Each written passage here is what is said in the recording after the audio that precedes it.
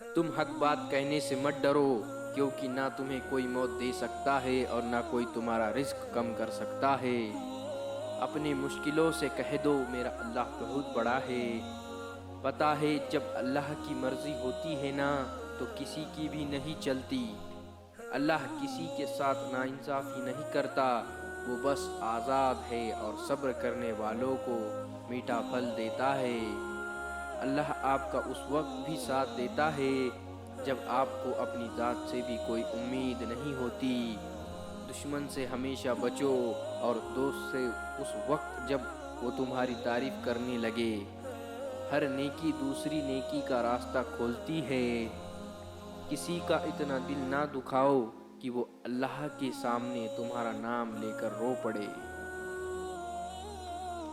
جب اللہ راضی ہونے لگتا ہے تو بندے کو اپنے عیبوں کا پتہ چلنا شروع ہو جاتا ہے، اور یہی اس کی رحمت کی پہلی نشانی ہے۔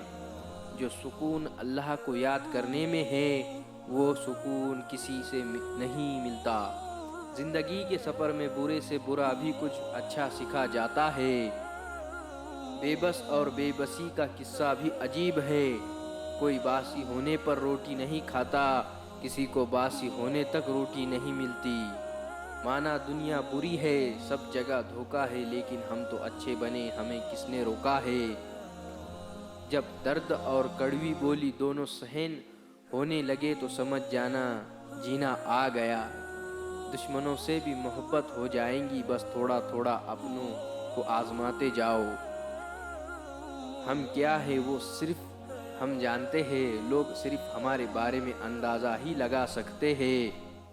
زندگی میں اگر خوش رہنا ہے تو دوسروں کی بکواس کو اندیکھا کرنا سیکھو۔ یاد رکھنا جو تمہیں بھول چکا ہے وہ بھی کسی دن تمہیں یاد کرے گا، ذرا اس کے مطلب کے دن آنے دو۔ حضرت علی رضی اللہ تعالیٰ عنہ کا فرمان ہے، جو کوئی کمزور آدمی آپ کی بے عزتی کرے تو اسے بخش دو، کیونکہ بہادروں کا کام معاف کر دینا ہے اور معاف کرنے والا اللہ کو بہت پسند ہے۔ حضرت علی رضی اللہ تعالیٰ عنہ کا فرمان ہے، لوگوں کے اخلاق کے مطابق ان سے میل جول رکھو اور اعمال میں ان سے علیحدہ رہو۔ حضرت علی رضی اللہ تعالیٰ عنہ کا فرمان ہے، قبرستان ایسے نوجوانوں سے بھرے ہوئے ہیں جو بڑھاپے میں توبہ کرنے کی خواہش مند ہے۔